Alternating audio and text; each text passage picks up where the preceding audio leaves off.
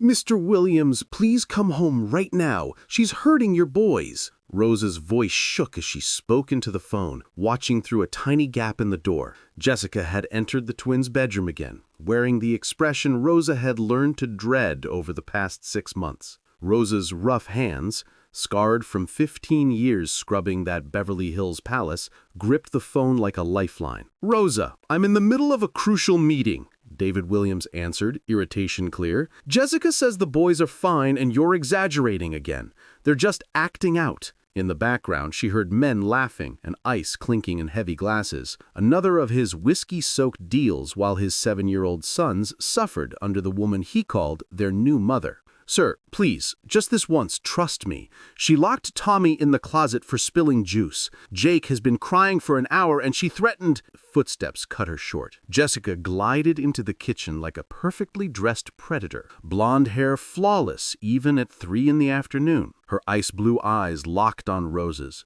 "Rosa, sweetheart, who's on the phone?"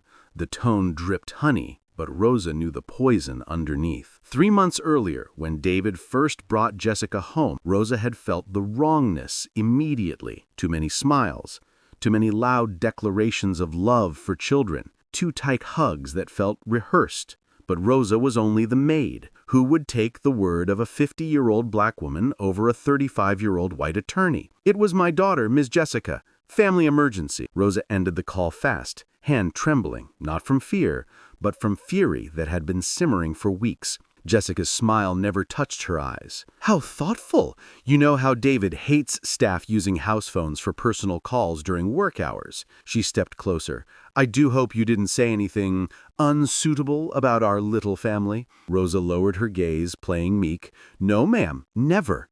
"Good. Now go make the study spotless. David will be home soon and everything must be perfect." As Jessica ascended the stairs, Rosa stood frozen in the kitchen, fists balled so tight her nails drew blood. She had warned David again and again, shown him mysterious bruises, pointed out how the boys flinched when Jessica entered a room, mentioned the new fear in their eyes at school. Jessica always had an answer ready. "They're wild. They fell. They're adjusting. Rosa is too emotional. It's confusing them." And David, dazzled by beauty and the dream of a picture-perfect home after his wife's death, swallowed every lie. Then a muffled scream floated down from upstairs. In that instant, Rosa Johnson made a choice that would shatter everything. She had spent 15 years invisible in that house, furniture that talked back only when spoken to. Concerns dismissed as hysteria. But Rosa was not merely a maid. She had raised 4 children alone, fought racism at every job, survived storms that would crush softer souls. Now, watching this woman torture 2 little boys while the world looked away, something ancient and unstoppable rose inside her. Something Jessica could never have guessed lived behind those weary eyes and simple pink uniform. If you've ever seen wrong and felt powerless, you'll understand why Rosa decided some fights are worth everything. Subscribe now to see how the woman everyone ignored became the one who ended an evil empire. 2 weeks after that frantic call, Rosa watched David arrive with yet another extravagant gift, a diamond necklace worth more than she earned in 2 years. She kissed Jessica with the goofy grin of a man lost in love, blind to the terror strangling his own children. "Darling, I pulled strings for Les Bernardin tomorrow night," he beamed, presenting the velvet box. Jessica gasped theatrically. "You spoil me, but tomorrow's Friday. I can't leave the boys alone with—" She flicked her eyes toward Rosa like she was discussing a broken appliance. Rosa kept folding tiny shirts that now hung loose on shrinking frames. Tommy's pants slid off his hips at school. Jake had started stuttering the moment Jessica walked near, yet David only saw how the diamonds sparkled against his wife's throat. "Rosa can stay late. She doesn't mind. She knows how vital couple time is for our marriage." Her gaze delivered the real message. "You will stay and watch me break them, and you are powerless." That evening, after the couple left for dinner, Rosa found Tommy locked inside the upstairs bathroom, sobbing into his knees. "Sweetheart, what happened?" She picked the lock in seconds. He flung himself at her, face swollen. "She said if I told Daddy what she did to Jake, she'd put me in the basement all night with the lights off." "Rosa, Jake's bleeding!" Her heart seized. She raced to the twins' room. Jake lay face down, shirt pulled up, fresh welts striping his back from a hairbrush. "She said boys who wet the bed have to learn to be real men," she whispered through hiccups.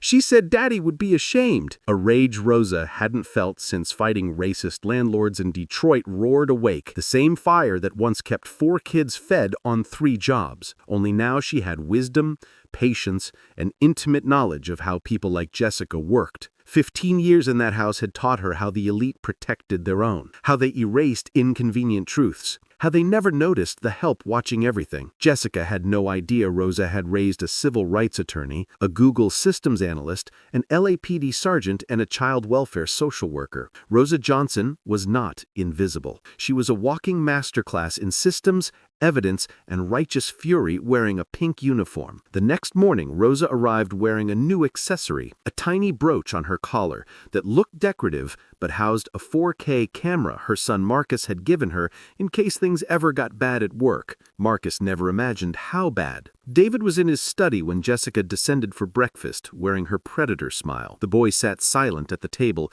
cheeks sunken, eyes too large. "Good morning, my precious angels," she sang loud enough for David to hear. Rosa placed full plates in front of them, fluffy pancakes, berries, juice. The moment Rosa stepped out, she leaned in.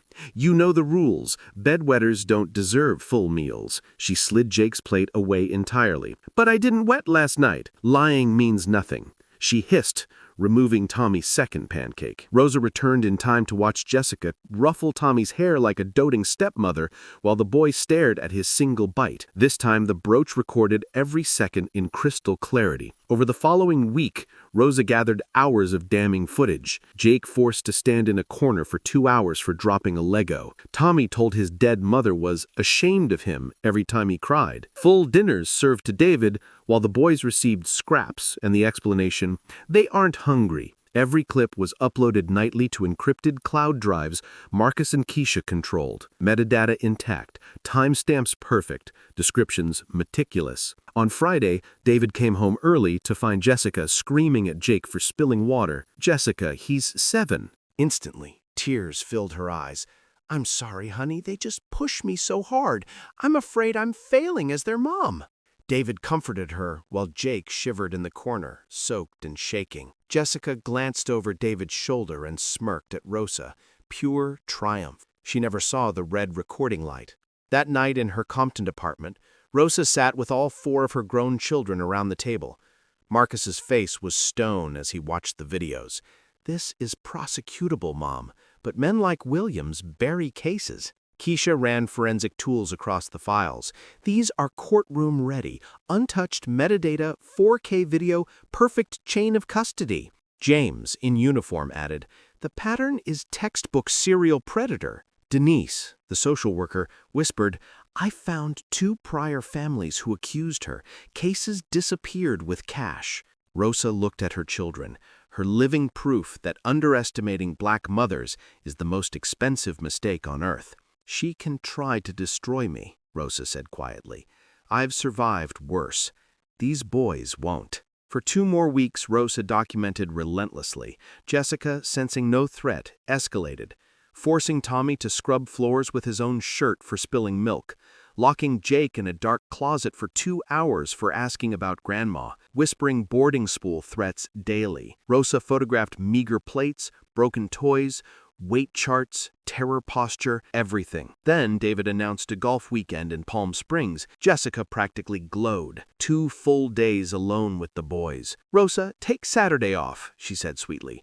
"I want special bonding time with my sons." Rosa nodded, hiding her smile. Friday night she called Dr. Patricia Wells, top child trauma pediatrician. "Tomorrow 10 a.m., 1247 Maple Street, Beverly Hills. Bring full medical kit and court-ready forms. You'll see things that will enrage you, but you'll give 2 little boys their voices back." Saturday 10:15 a.m., Dr. Wells arrived. Rosa led her up the circuit. Muffled screams leaked from the twins' room. Rosa started live streaming to private channels Marcus controlled, ready to go public at the perfect second. Dr. Wells flung the door open. Jessica had Jake by the hair, forcing him to stare at photos of his dead mother. "Look at her! She crashed on purpose to escape worthless brats like you!" "Let him go," Now! Dr. Wells's voice cracked like a whip. Jessica whirled, still gripping the child. Who the hell are you? Dr. Patricia Wells, pediatric trauma specialist, and you are being recorded committing felony child abuse. Jessica saw the red light. Panic flooded her face. She dropped Jake and charged Rosa. You filthy maid, I'll end you! Rosa didn't flinch. Keep speaking, Jessica. 1,200 people are watching live right now. Your colleagues, your firm, David's entire contact list. Jessica lunged for the phone. Too late. Keisha had already pushed it public. The stream hit 10,000 viewers in minutes. David called, voice shaking. Rosa, what is this video everyone is sending me? Mr. Williams, get home now. Dr. Wells is documenting malnutrition and abuse on your sons. Bring the police if you want. This is all live. Jessica screamed lies. David hung up. 20 minutes later, his car screeched into the driveway. He took the stairs 3 at a time and froze in the doorway. His boys looked like refugees, gaunt, bruised, terrified. David dropped to his knees. My God, what have I done? Jessica tried tears again. David recoiled as if she were poison. I saw everything, Jessica. Live. The whole world saw. Dr. Wells listed injuries like a war crimes report. Rosa played select clips on the big screen.